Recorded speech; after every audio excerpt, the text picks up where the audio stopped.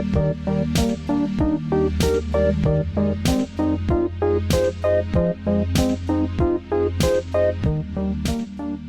is a very play the hits one. It's one of the few episodes we've done lately that people want to hear, as opposed to us forcing it upon them.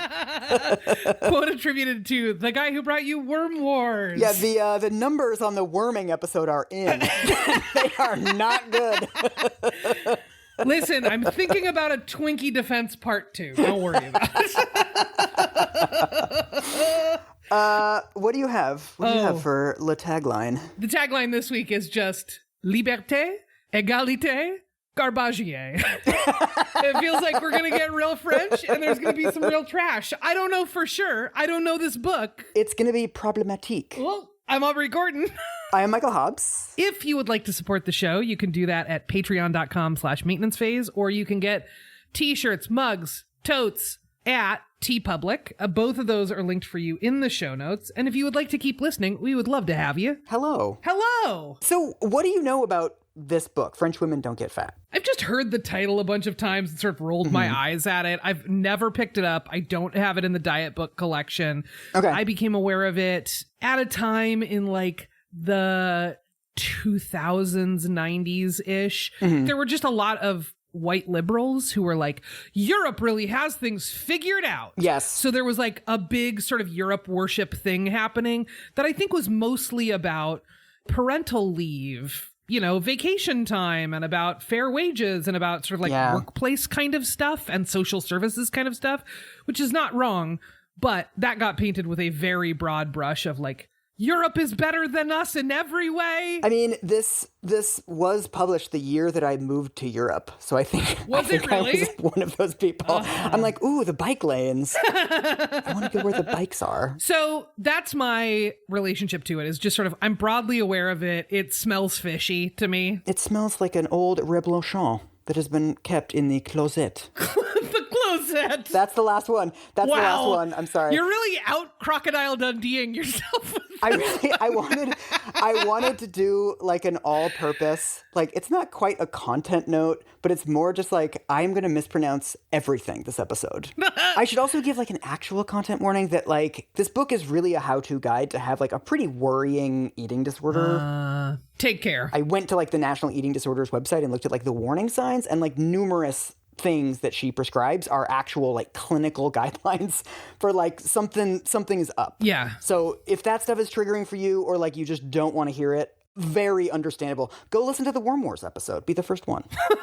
So the author of this book is named Mireille Juliano. She is in her 50s when the book is published. She grows up in rural France. She starts studying English in high school. She kind of falls in love with the language. She ends up studying abroad in Massachusetts. She moves back to France, goes to the Sorbonne, becomes a UN translator, and moves to New York, where she meets her husband, who's American, and she somehow gets a job at a sort of a champagne trade publication. This was back when like journalism was a functioning industry and people could get jobs. Like a publication about champagne? About like the champagne industry. Whoa. All right. It appears that's very short-lived, though. She becomes the first employee of, are you familiar with the brand Veuve Clicquot? It's like a champagne brand. It's a super high-end brand that's owned by Louis Vuitton. Whoa. She ends up working her way up to the CEO. So at the time that she writes this book, she is the CEO of this champagne, like high-end champagne company. What a weird turn. You can already tell that we're going to get a lot of like kind of out-of-touch advice from like a rich lady. Yeah, for sure. It's kind of been wiped from our memories now, but you know, this book comes out in 2004 and it's like a huge sensation. Yeah. This book sold 3 million copies. She was featured on Oprah, of course. She was on Good Morning America. She did like a huge like year-long press tour for this. And like the number of think pieces about this book and like actually fairly positive reviews of it that I was able to find is really remarkable. Like this was not a controversial book when it came out. The discourse around this issue was so different back then. And it was just like, here's some tips from this French lady and like how to be French. It's fascinating to me that in the 90s we had this very overt and very concerned conversation about the prevalence of eating disorders. And then in the 2000s, all these diet books came out that were just like full how-to guides on eating disorders. It's fascinating. I know. Like the wildest, most extreme diets followed this period of just like, oh no, it's gone too far. But I think the oh no, it's gone too far got pinned to like magazines and models more than like the diet industry or anything else. Yeah. So like a lot of garbage crept through in that time. I also think so much of this comes back to tying eating disorders to a particular way of looking and like a particular outcome. Absolutely. Even on this like warning signs of eating disorder stuff that I was reading the last couple of weeks, a lot of it is like you weigh less than, 100 pounds or something. Yeah. It wasn't really focused on like behaviors. Like fat people can also have really worrying eating disorders and like really worrying like physical symptoms, right? But not be 85 pounds. Yeah. At the height of my eating disorder, I would say I lost about 80 pounds, maybe more. But in order to qualify for having anorexia nervosa, you have to have an underweight BMI. Right. Right. Like I had to be like a fraction of my former self, right? In order to like be seen as having an eating disorder.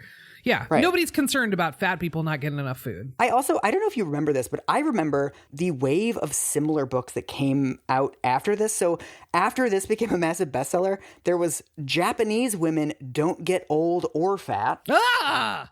Fuck you, France. There's also one called Mediterranean Women Stay Slim Too, which is just a bad. Hey guys, don't forget about us. Just we're here. We're also thin. That feels like the no pigeons to the no scrubs of French women don't get fat.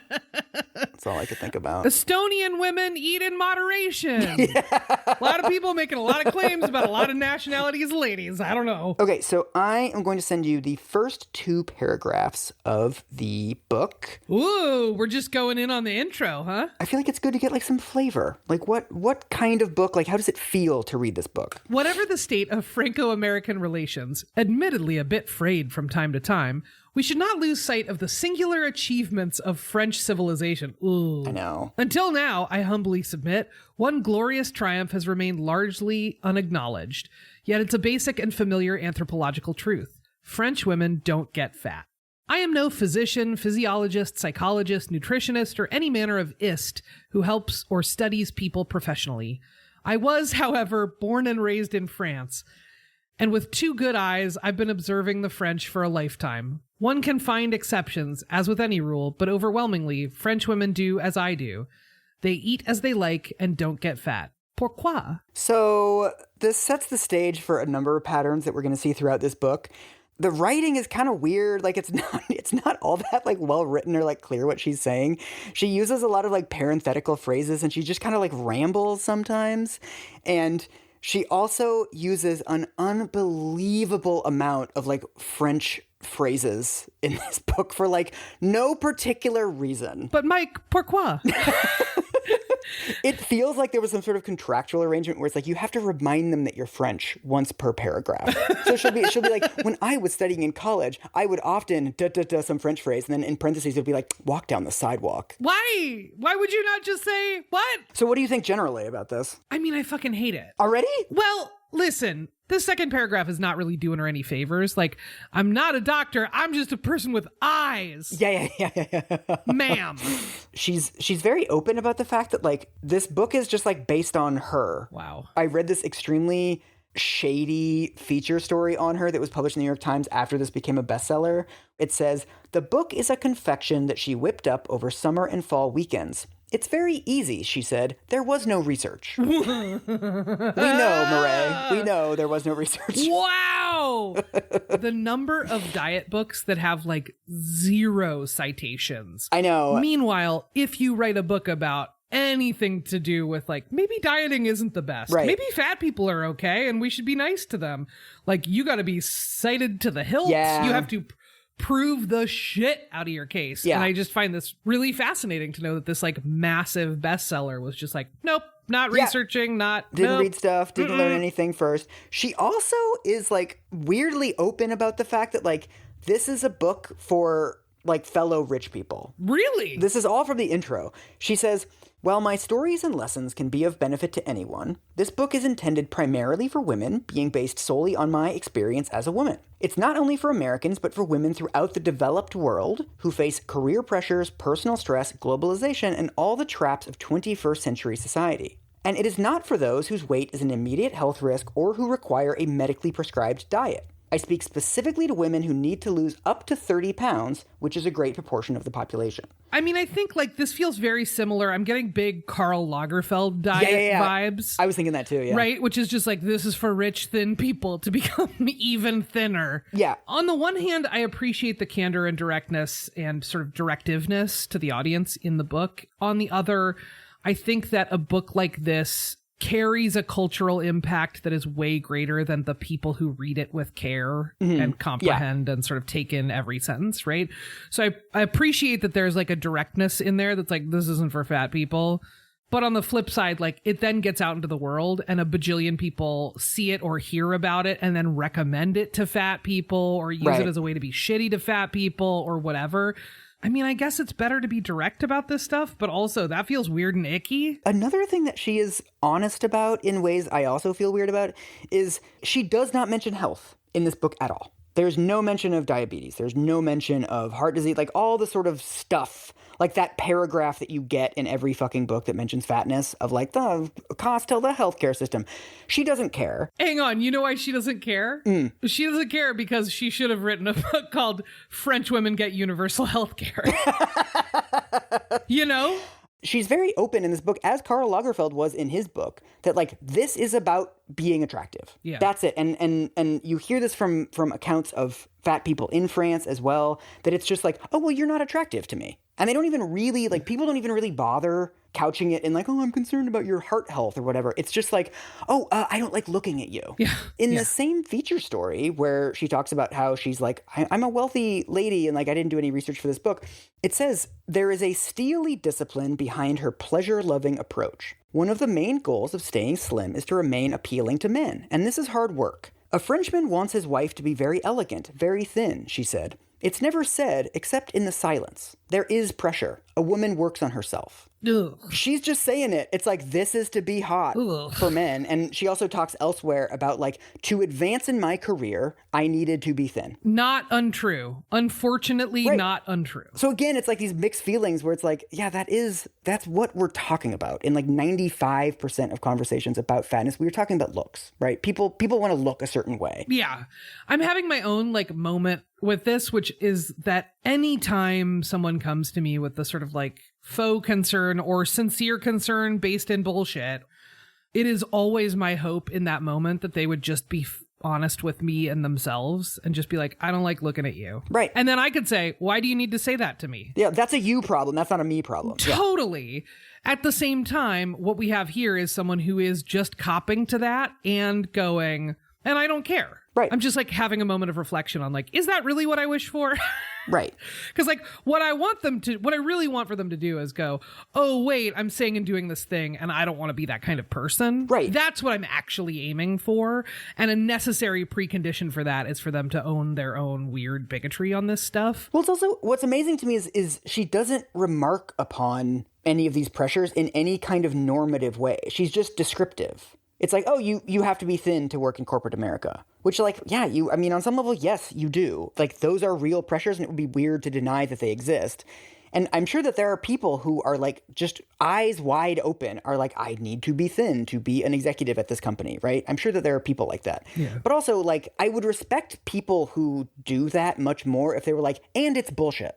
Yes, and also, she is a CEO. I know, that's another thing. Yes, she has a board. Yes, she has, like, public image to keep up. Yes, she has whatever else. But I'm also like, you are everybody's boss. So there is a version of this book that she could have written that was like, you know what? There's all these pressures, and, like, I worked my way to the top, and then here's everything I did to like dismantle those pressures and make sure they didn't exist anymore, at least in my company. Right. This is the thing that I find so fascinating about diet books in general, is that there's always some level of acknowledgement of anti-fatness. Right.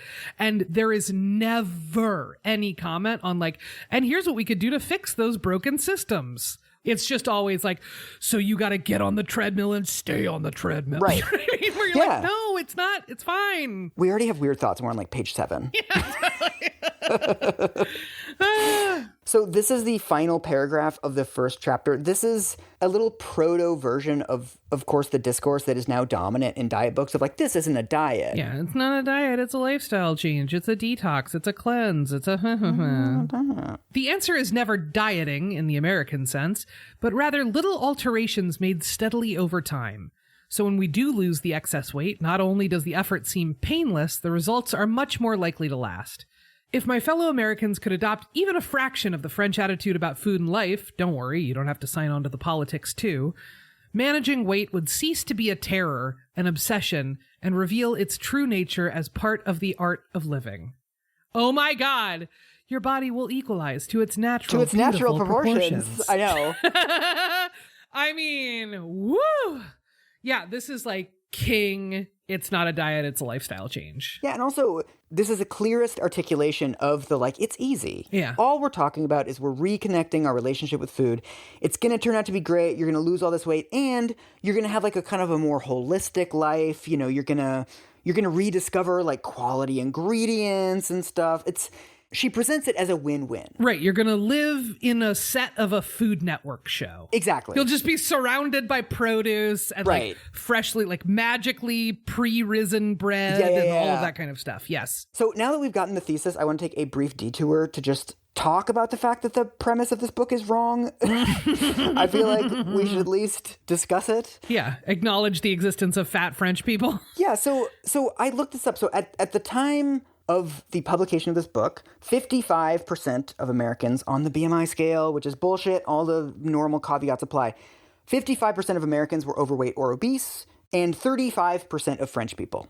So 55% in America, 35% in France. Is that nothing? Like, no, that's a pretty significant difference, but also it's not 100% in America and 0% in France, right? Like, we're talking about the same phenomenon, but just at different scales, basically. Right, and the publisher's not going to stand for a title that's like 2/3 of French women don't get that. Right? Like, that's not, really takes the wind out of its sails. Okay, so now we're going to dive back into the book.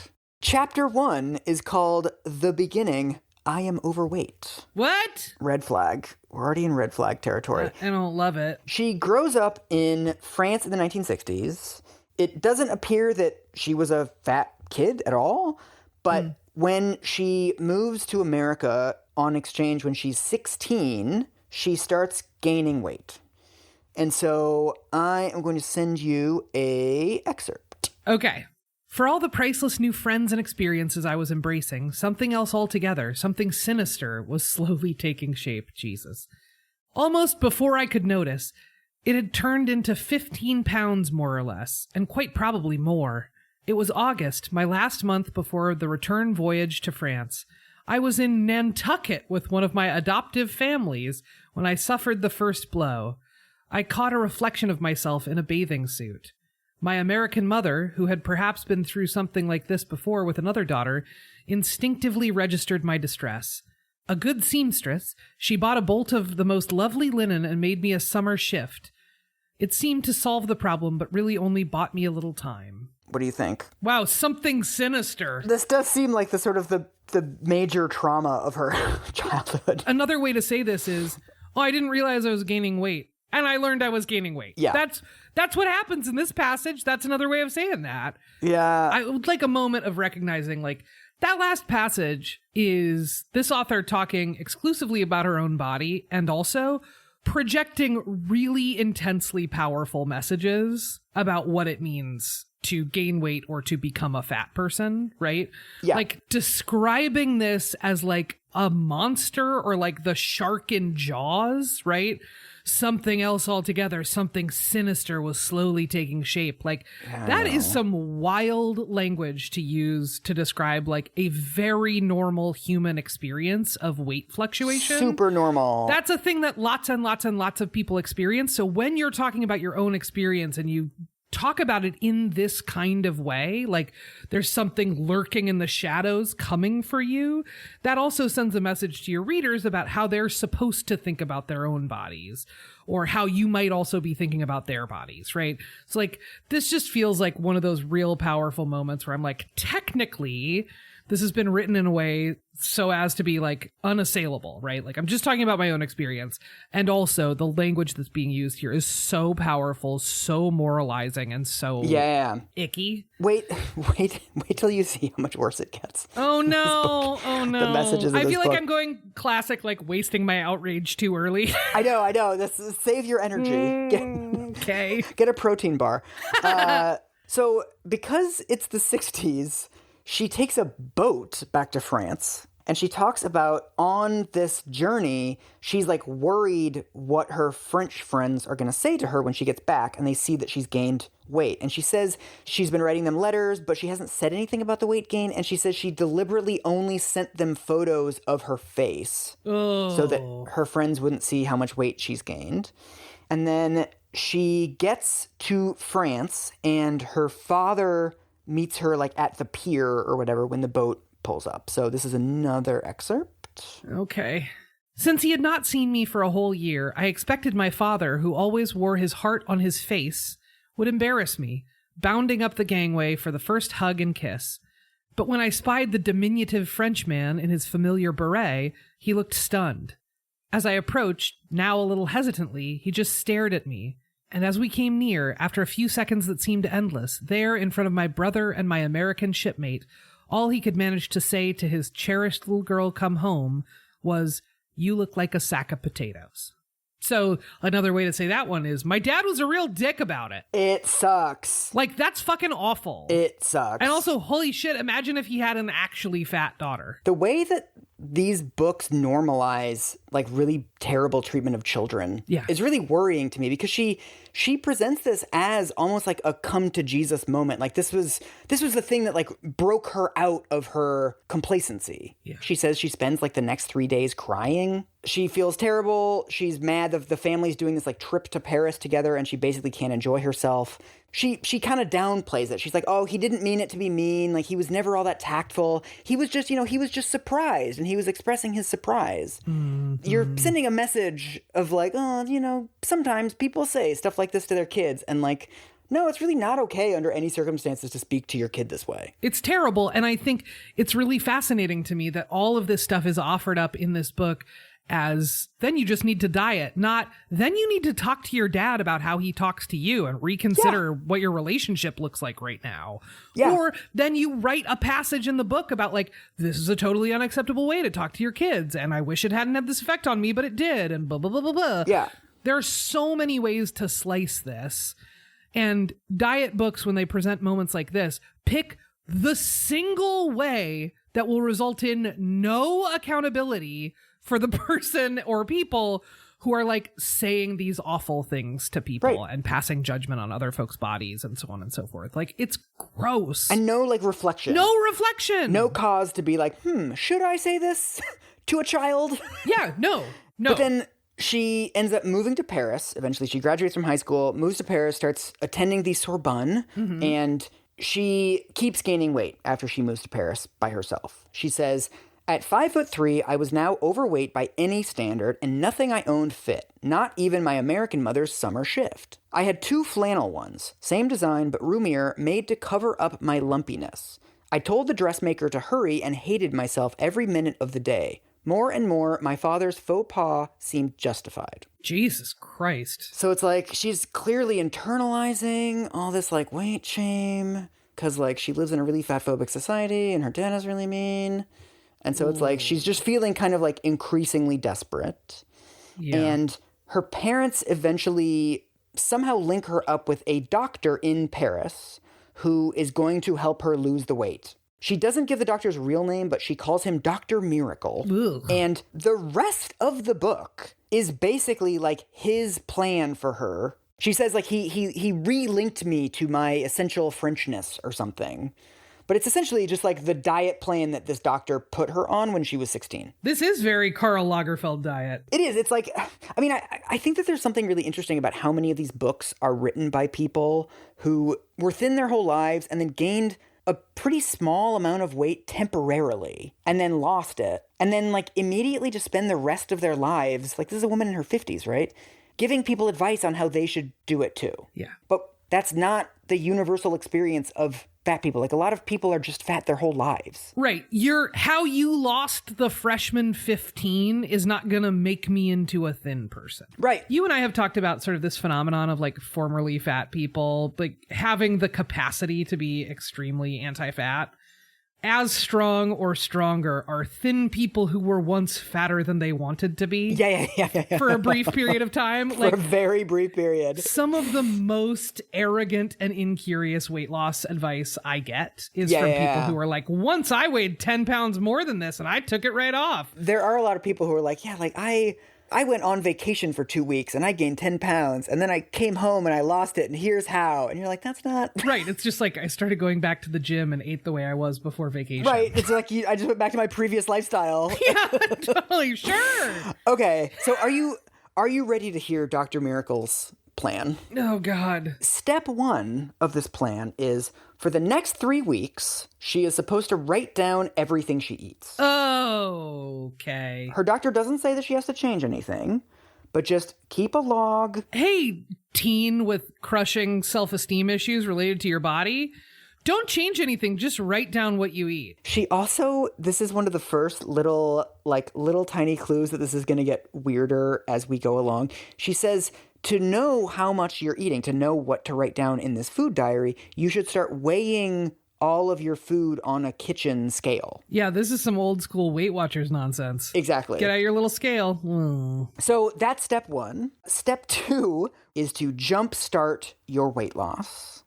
The way you do that is a weekend of eating nothing but leek soup. 48 hours. This is wild. So far, we've gotten sort of Weight Watchers stuff.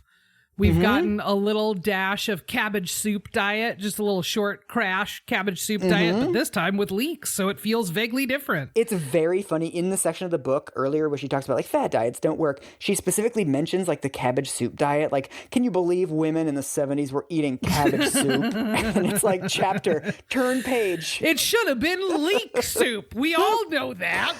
So, okay, let me send you this fucking leek soup because it sounds absolutely miserable. Really? This is the recipe. I love a good vegetable soup, and it seems like a thing that would not be hard to make delicious. No, look, Aubrey, click on the JPEG. Click on the JPEG. Serves one for the weekend. For the weekend. Ugh.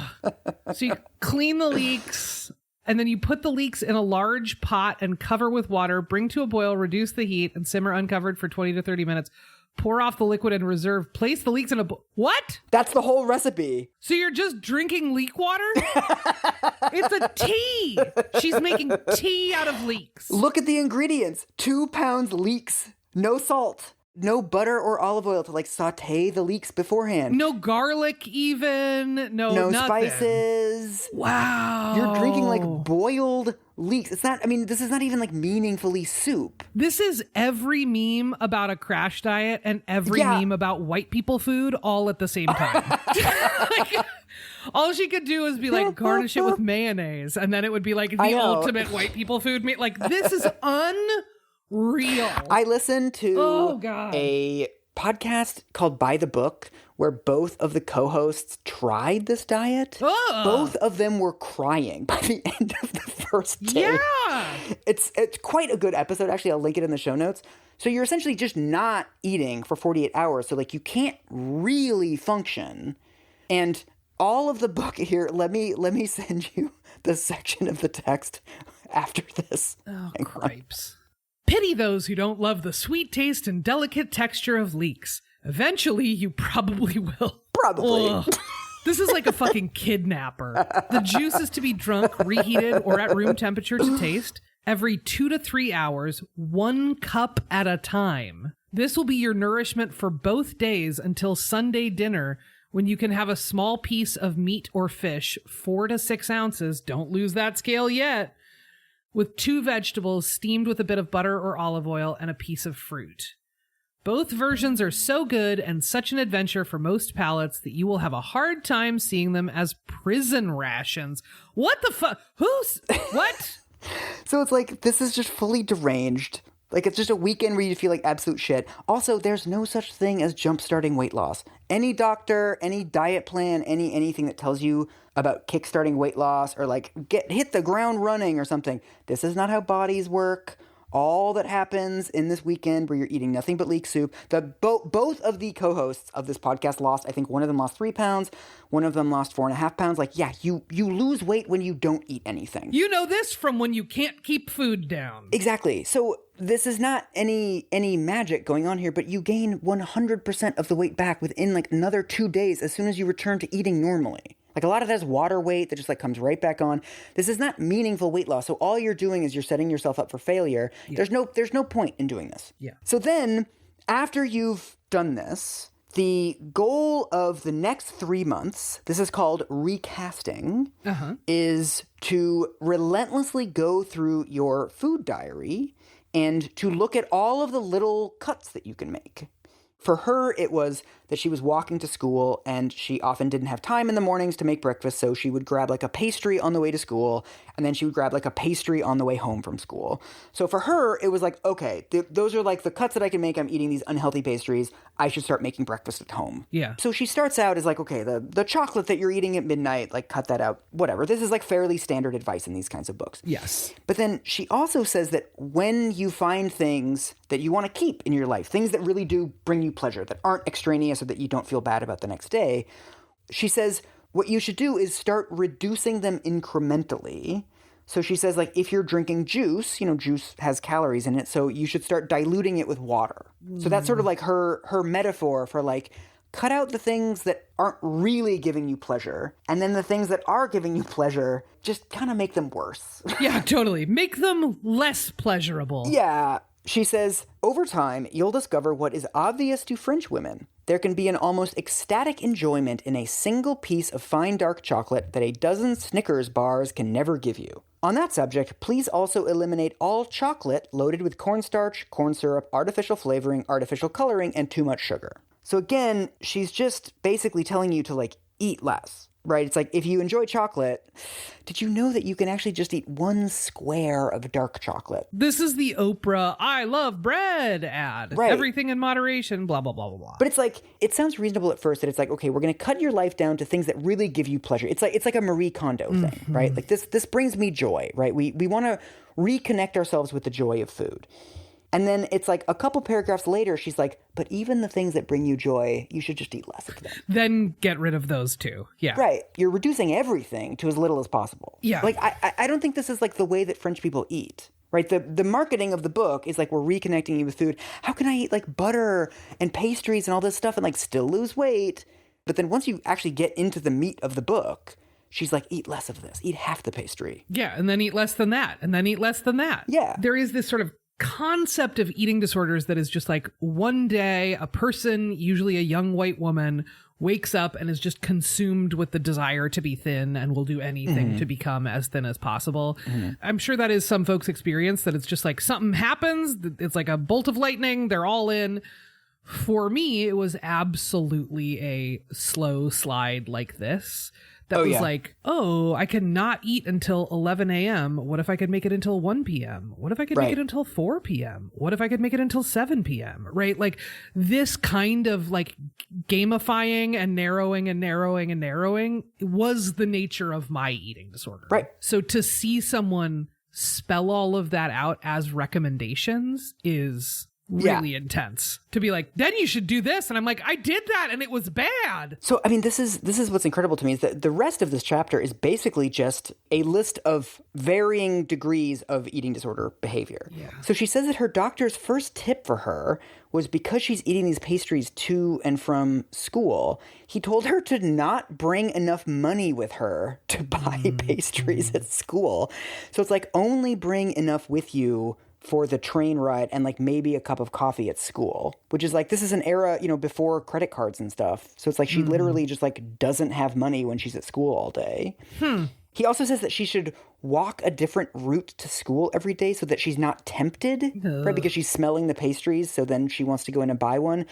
He says that she should only go to the store and do shopping for like 1 to 2 days. which I don't know. I mean, I kind of do that, but that's mostly out of laziness. Yeah. But he says that she should only buy what she needs for like a couple days, basically so that she doesn't have any food in the house. He tells her to give up processed foods because she doesn't know what the portions are, right? It's harder to weigh something at a restaurant, whereas you can weigh it at home. Sure. And then she has this whole thing throughout the book of using different plates. So it's like if you're having like chicken and cauliflower, you shouldn't have the two foods on the plate at the same time. You should eat the chicken on a plate. What? And then you should go and get a new plate, serve up the cauliflower in like a nice presentation way, and then eat the cauliflower. You shouldn't be eating two things at the same time. Why? She literally has a section called ritual eating, which is like one of the signs of an eating disorder. Oh, God. It says, eat only at the table, only sitting down. Never eat out of the cartons. Use real plates and decent napkins if you have them to emphasize the seriousness of the activity. Eat slowly, chew properly. Do not watch television or read the paper. Think only about what you are eating, smelling, and savoring every bite. Jeez. She has a whole thing on portion control. She says, as a rule, half a pound of anything in one sitting is too much. Cut back gently, especially if your problem is too much of a good thing. Salmon is wonderful health food, but if you need to have half a pound to feel content, you need too much. Keep the scale handy and reduce ounce by ounce until 4 to 6 ounces seems like a satisfying amount to you. Dang. So, like,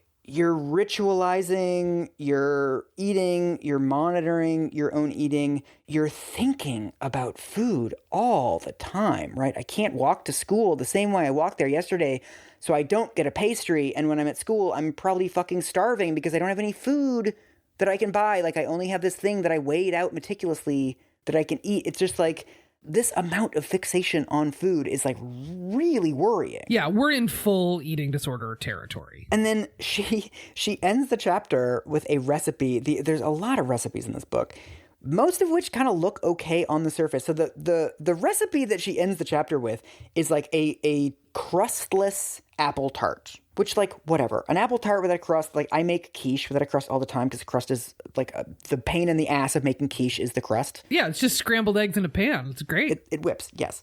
So she wants you to, like, cut up 4 apples, right, and put them in, like, a tart pan. Normal, fine. 4 apples, she uses 1 tablespoon of sugar. Huh. This tart serves 4. It's got 1 tablespoon of sugar. Right. She also tells you, I cannot believe this, she tells you to serve it on cabbage leaves instead of the crust. What kind of dystopian nightmare? She says they're like, you don't have to eat them if you don't want to, and they're for decoration. What? It also sounds like it would like look like shit. These like burnt cabbage leaves at Watch the bottom. Top Chef, ma'am. Inedible garnishes not welcome. I know. Now I feel much clearer on this. She's just on a mission to ruin food. That's the thing. What if food was bad, but you could have as much of it as you want? So this is the first 3 months. This is like the recasting, right? And then we get to the maintenance phase, the sort of for the rest of your life rules, basically. I'm guessing they're reasonable, followable, and scientifically proven. So again, it's the same sort of thing where it's basically just like relentless restriction. Mm-hmm. One of her like main things that she goes back to is always eating 3 square meals a day, like only, like never have a snack. She says, never be hungry. I mean, that's absurd because obviously you're hungry because you've already cut things back. Yeah, what are you talking about? But like what she means by this is like never skip meals because then you're just going to end up eating more at the next meal. She also has a whole thing where she's like, it's okay to have a cheat day, right? If you're out with friends, don't be a weirdo. You can like eat what everybody else is eating. But then she immediately says, like, because you're going to compensate for it tomorrow. She says, it's simply a matter of taking from Peter to pay Paul. When you add an indulgence, make a corresponding reduction to compensate. Add another half hour of walking the next day. Skip the cocktail. Pass the breadbasket. Just as you become attuned to where your greatest pleasures come from, you will also have to come to know which compensations work best for you. Jesus Christmas. So you're eating normally around your friends, and then the next day you're like ruthlessly restricting yourself to compensate. So like you're kind of hiding your disorder from your friends is basically what that amounts to. Which is part of having an eating disorder for a lot of people is like hiding it. Or like going out walking for like hours the next day to burn it off and like feeling guilty about it, right? Good Lord. This sucks. This fucking sucks, dude. Breaking. A real radical conclusion on maintenance phase. This is bad and people shouldn't do it. Don't read this book. So the only saving grace of this book. So this book is 273 pages long, the copy that I have. Good Lord. At this point in the book, we are on page 71, right? We've gotten her personal story. We've gotten her tips for the first 3 months, her tips for maintaining this for the rest of your life. The rest of the book is filler. Like, there is nothing else. We are like a quarter of the way into the book. Oh my God. The rest of the book is like, there's chapter titles, but it's basically just like how to do food like a French person. Wow. She has this whole thing about like how to shop at the market, and she tells this abysmally boring anecdote about she wants to surprise her husband because he's flying in from Paris, but she has to work the next day and she doesn't have time to cook, and she wants to get him his like favorite breakfast, so she goes to the market and she's like looking at melons, and then she's like talking to the melon person about ripeness, and then she buys a melon when it's not ripe, but then 2 days later when he arrives, it is ripe and it's the perfect breakfast. What? And it's like, yeah, I know how, like, ripeness of food works. I don't know why you're telling me about this. Mike, last week I got an avocado and it was like hard as a rock. And then I just left it on the counter for a couple of days and then it was perfect. Good story, Aubrey. Beginning, middle, end. Riveting. I was tempted to, like, read you a bunch of excerpts from this because, like, I cannot convey to you how fucking boring like 3/4 of this book is. It's not even like eating disorder or like diet tips. It's literally, she has a whole thing on spices and she's like, cinnamon is good in desserts, but also they use it in like Moroccan cooking for main courses. And you're like, right, you're just telling me about spices now. This is just a Wikipedia entry on cinnamon. Cardamom's real good. If you put it in the pie crust, you're never going to eat again. You know what? Interesting. Cool facts. She has a whole fucking chapter where she explains the concept of soup. She's like, it can be a starter, or it can be part of the main, or it can be a side for like a meat dish. Right, Murray? I've had soups. I'm familiar with the concept of soups. I feel like I get how soup works, lady. It's so weird. And then she has a lot of recipes, and I don't think editors like test these recipes. Most of the recipes are fucking trash. Oh my God. Mike, we're entering my favorite part of every diet book, which is absolute garbage recipes. It's incredible. Like, to I love me. them so much. Give me your wildest. Listen to this fucking ratatouille recipe. Okay. So first of all, it's ratatouille that serves 12, which is like just a lot of fucking ratatouille. That's a lot of slicing. It's 3 pounds tomatoes, 3 pounds zucchini, 3 pounds eggplant, 2 tablespoons of olive oil. Oh! For 9 pounds of vegetables. Eggplant. I know. Famously the most absorbent vegetable. Exactly. Like, you could use that shit as paper towels if you ran out. So this is just like dry vegetables. She basically says put all 9 pounds of this, like chop it up, put it in a pan, and then just put it on low heat for 2.5 hours. I think it's baby food. I think we're in baby food territory. It's just going to be much. So she basically says that like it comes out like a soup. Ugh. She also says you shouldn't put salt on your food because it like makes you retain water and like look fatter even if you aren't fatter. So like we can't have that. Yeah. So you're not even salting these fucking vegetables. Ugh. It just sounds really awful. And again, you're basically eating vegetable water. You're not adding fat or salt or sugar for reasons that she has explained, but she hasn't explained why there's no spices in anything. I know. Why would you not put just a fucking pinch of cinnamon in that apple tart? So now you're also just opposed to flavor because if it's flavorful, then you'll want to eat it and you shouldn't want to eat it. This whole section is just completely deranged. She has stuff about like you should laugh more. She has a lesson on yawning. So like it's important to yawn. What? It's like, I mean, it's not instructions for an eating disorder. So I'm like, you know what, Murray? Fine. Sure, man, people tell me should how to yawn. I don't know. Right. She's obsessed with yogurt, and she says you have to make your own yogurt because all the brands that you buy at the store have a bunch of additives in them, which is not true. But whatever, like, I'm sure homemade yogurt is better than the store-bought stuff. I bet it tastes delicious, yeah. Yeah, I'm sure it's great. She has like detailed instructions on how to make your own yogurt with or without a yogurt maker, which is fairly impressive. She's the CEO of a champagne brand, so obviously she has like 40 pages of like how champagne is like this special thing that like makes you happier and like friendships, whatever. It's like her extolling the virtues of fucking champagne for like page upon page. It's very weird to me. I read a lot of reviews of this book. Like, very few people mention the fact that it's like at least 3/4 just nothing. It's just like, it's the experience of like going over to your friend's house for the holidays or something, and you sit next to their like weird aunt, and she just has like ideas about stuff and like a bunch of weird advice to give you. And like most of it's fairly harmless. And you're just like, okay, I'm just going to like listen to this person like babble on. Mike, at this point, you're just describing me. It's like a weird aunt who's like around. Someone should make a podcast with this woman. Yeah. At one point, she lists the restaurants that she goes to in Paris. She's like, I love oysters. When I'm in Paris, I go to like Le Oyster. Le Oyster is not the name. Nailed it. It really feels like this book was not edited, and it really has. Yeah. It does have the sense of like, I wrote this on the weekends. Of just like, I think soup is really great. These are my favorite kinds of soups. I like the soups with no flavor or ingredients. Right. Oh my God. But then, I mean, in between the lines, what you're getting is, this is a woman who can basically sit down on a weekend and write 140 pages about food. Yep. And wine and the places she likes to eat and the farmers, like specific farmers markets in Provence that she likes going to. But then all of her actual advice is this way to like deny herself pleasure. It seems that she's spent her life constantly thinking about this. Yeah, in some ways I do wonder about this whole diet book being like a letter to her dad. Oh. I did it!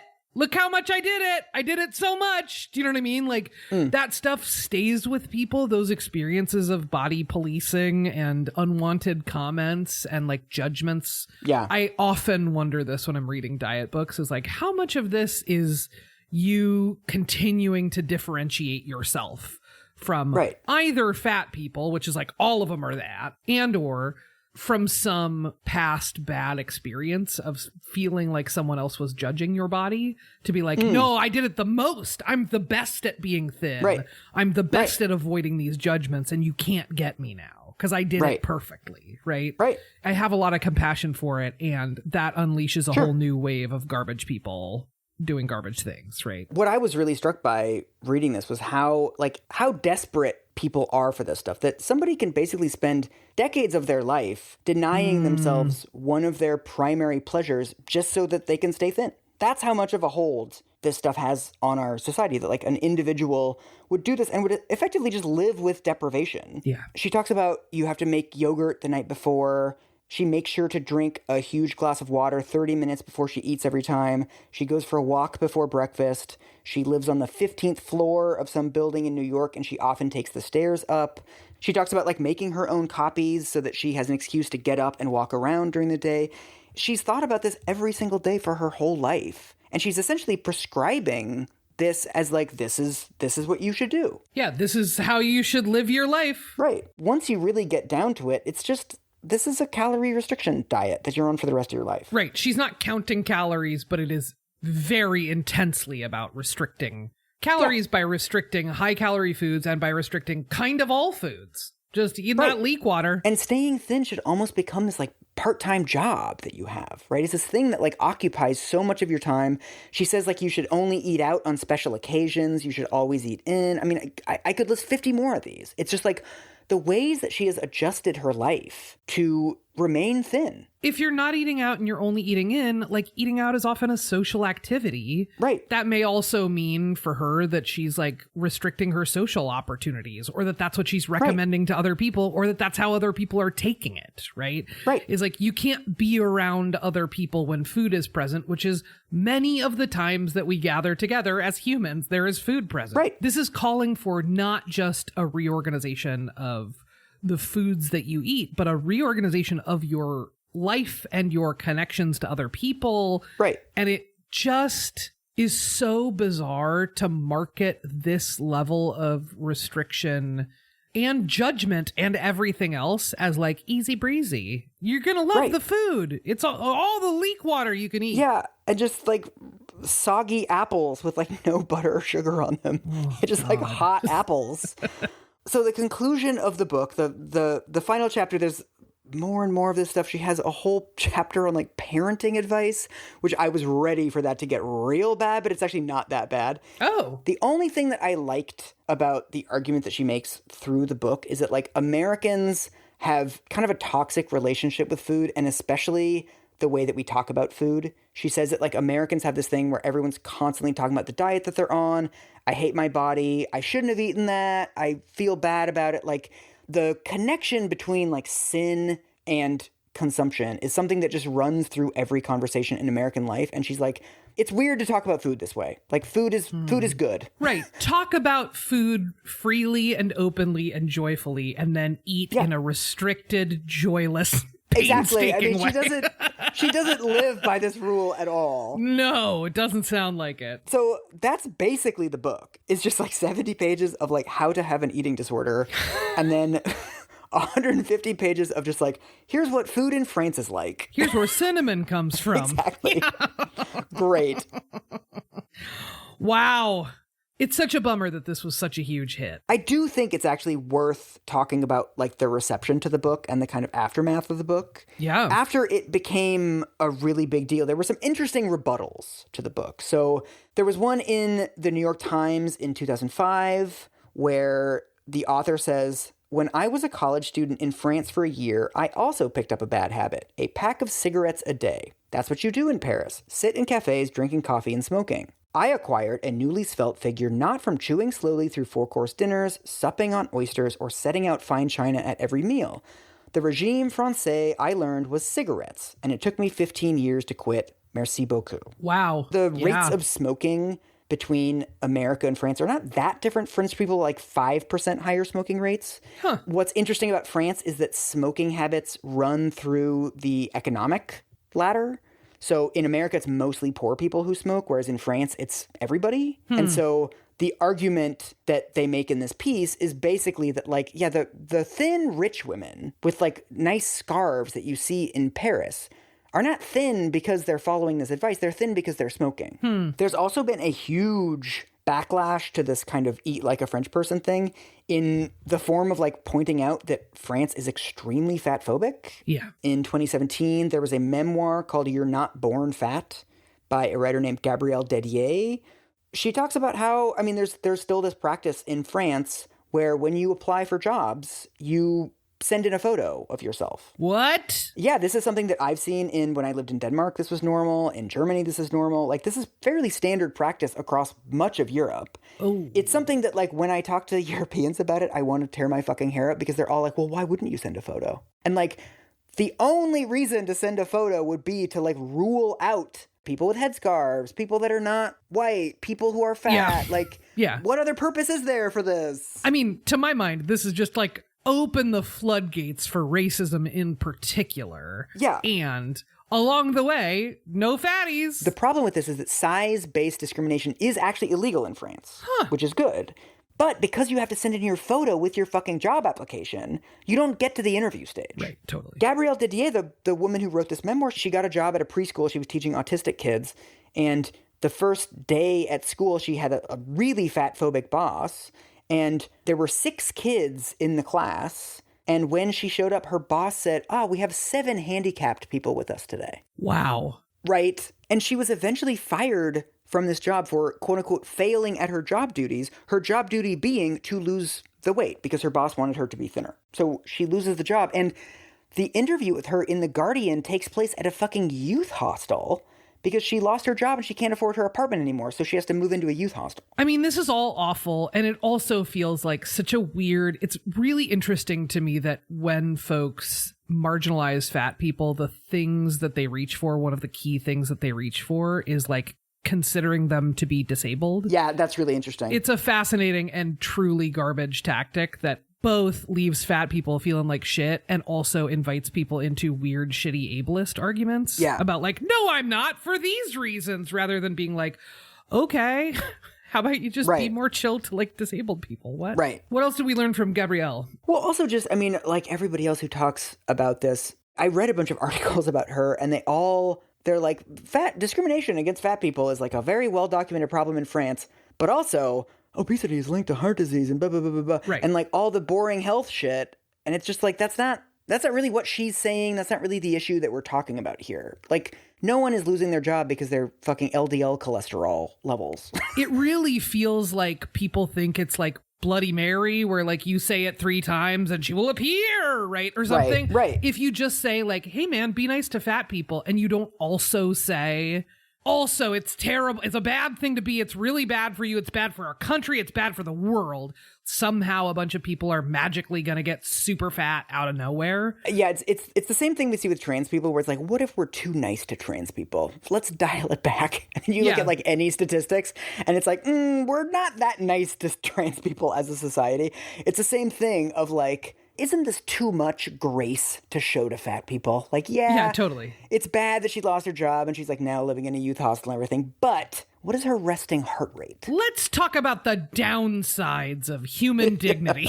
I know. Why are we doing this? What if we could have a conversation about shitty behavior targeting fat people and just let that be a conversation about shitty behavior without going, well, but also it's really bad for you. Right. And what if we could talk about conditions in other countries without boiling it down to these one-dimensional individual behaviors? Yeah. Like we keep getting these books, French women don't get fat and Japanese women don't get old and Albanian women don't get fine lines and wrinkles. And it's like every single time people really want to draw out these like lifestyle things from it. It's like, oh, you should eat more olive oil, or like, oh, you should bike to work, or whatever it is. And like it would be really easy to make the case that French people are healthier than Americans. Yeah. Like French people have longer lifespans, they have lower infant mortality rates. You could easily make that case. But then whenever somebody tries to make that case, it's like, and that's why you should eat salads. Yes. Or like these really silly, life hacky, one weird trick kinds of tips. And it's like, no, if we're interested in the reasons why some populations are more healthy than others, it's going to come down to stuff like healthcare access and inequality and stress. Mm-hmm. But it's like, are we interested in health, or are we only interested in our own health? Yeah. And like, what would it look like to do that kind of more global thinking? No, we don't do that. We just get right back down to individual level stuff, in part because those are all the messages we're being fed all the time, right? In part because that's how media covers it, in part because that's how diets market themselves. It is a really frustrating thing to be like, we could be having a much more nuanced and fruitful and productive conversation, and we are refusing that at every turn. Wait, I have one. I have a zinger. Oh, tell me a zinger. I can hear the theme music in the background. I have to go fast. We think we're getting intellectual debate, but in fact, all we're getting is leak water. It's totally leak water. Right?